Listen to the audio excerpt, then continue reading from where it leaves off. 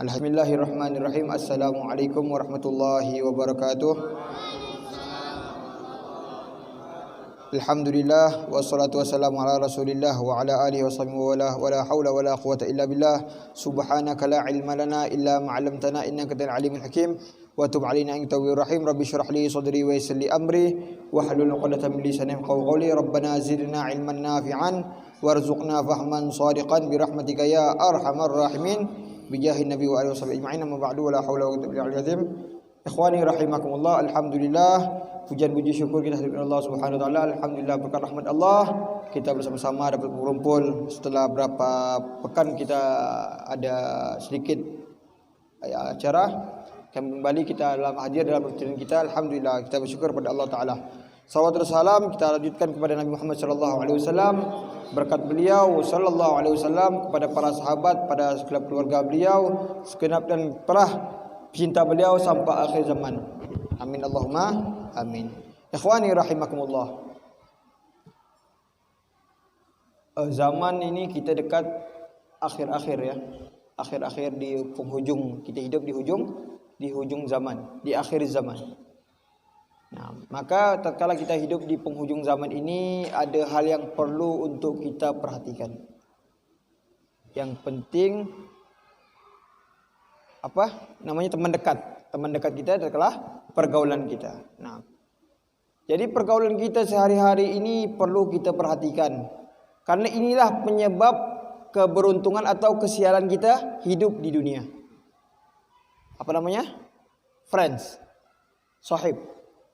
Maka dikatakan dalam pepatah Arab, as-sahib sahib. As-sahib sahib. Teman itu bisa menarik kita.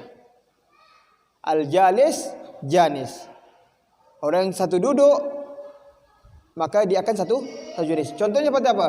Contohnya seperti ini. Kita duduk sama orang yang sering sholat. Orangnya baik, masya Allah, akhlaknya baik.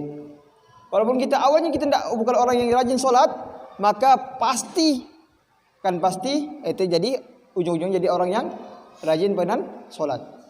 Contoh, ada tiga orang, dia anak majlis, hadir di majlis, dulu dia masya Allah tabarakallah. Kemudian dia hijrah ikut majlis, aktif di majlis. Dulunya awalnya dia tidak peduli dengan masalah sholat, akhirnya dia ikut majlis, dia rajin sholat. Tiga orang duduk katakan di warung kopi, satu orang datang yang bukan dari golongan majlis. Apalagi masalah majlis tak paham, solat tak paham. Pokoknya tak peduli lah masalah solat, masalah ibadah. Duduk orang kopi.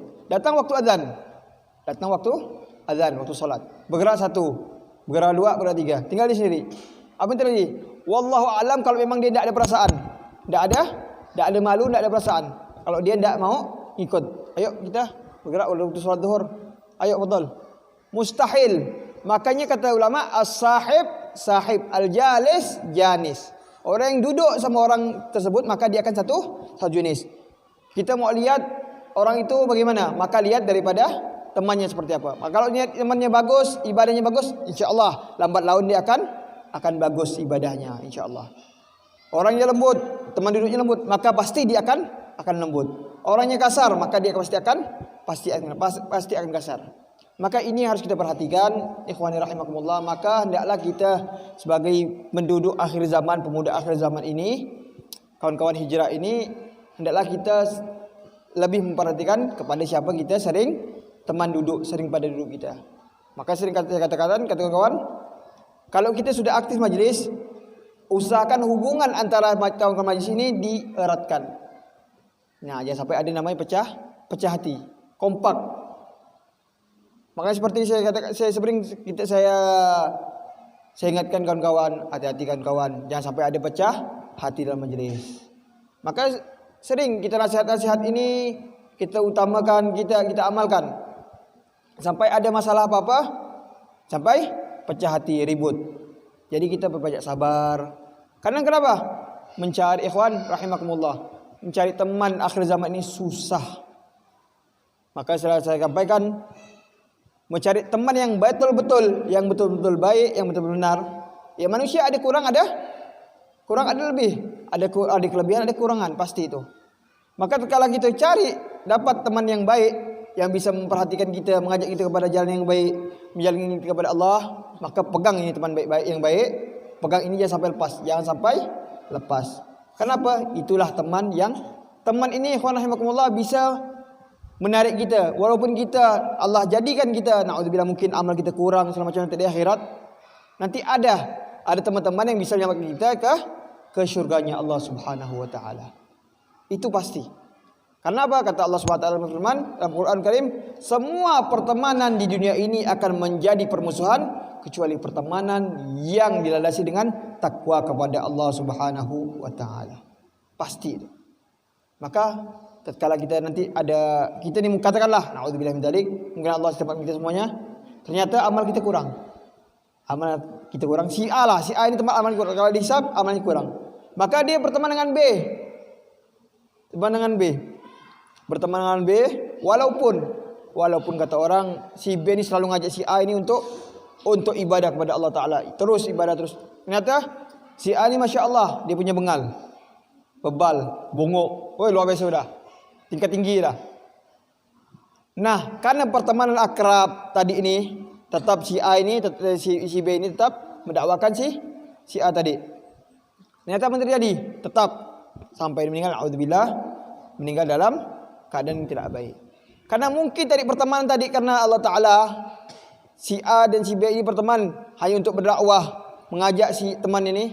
Cuman ingat ikhwan rahimakumullah, tatkala kita berteman kepada orang lain, kalau memang kita belum sanggup untuk berdakwah kepada orang lain, daripada terseret arus yang kembali lagi kepada masa lalu, lebih baik dijaga-jaga. Nah, jadi seperti itu. Lingkungan majlis saja yang mungkin tidak apa-apa berkawan sama orang lain. Saya tidak pernah membatasi kawan-kawan, ikhwan semuanya untuk bertawan kepada orang lain. Tapi ingat, kalau bisa kita yang mempengaruhi, jangan kita dipengaruhi. Jadi seperti itu. Alhamdulillah kita udah hijrah dulu, masya Allah. Terus apa yang terjadi? Berkawan lagi kepada masa lalu. Udahlah boy, bismillah lah sekali.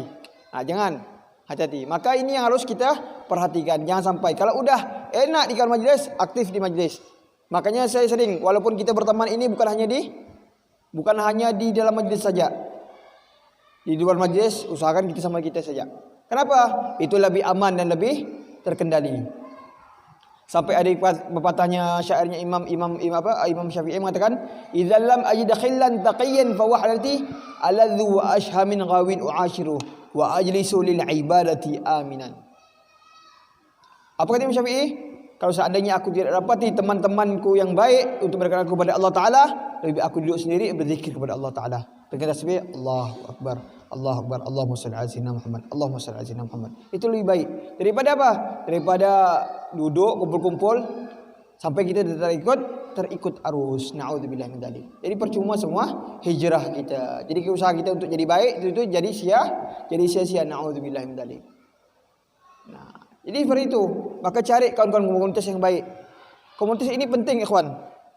Kalau kita hijrah tapi kita hijrahnya hanya taubat nasuhanya kita sendirian, tidak ada ikhtiar kita untuk cari komunitas, untuk berteman kepada teman-teman yang bisa menguatkan iman kita kepada Allah Ta'ala, menguatkan ibadah kita kepada Allah Ta'ala, maka saksikanlah lambat laun pasti antum akan balik ke masa lalu. Na'udzubillahi min. Hendak saya itu, saya ajak kawan-kawan untuk pilih-pilih, utamakan jalan akal sehat. Pikirin lagi bagaimana seperti ini. Oh, ini bab kehancuran, tak bisa ini. Sama saja saya balik ke masa lalu. Percuma saya hadir majlis, percuma saya hijrah, semua saya tobat kepada Allah Ta'ala. Itu ikhtiar kita untuk jadi lebih baik. Maka itu juga dihitung ibadah oleh Allah Subhanahu wa Ta'ala. Berteman. Tadi saya katakan bahwasanya teman itu bisa memberikan syafaat di yaumil qiyamah, di akhirat kelak, di yaumil hisab. Bisa memberikan. Karena semua pertemanan yang tidak didirikan dengan takwa kepada Allah Ta'ala pasti akan menjadi kehancuran.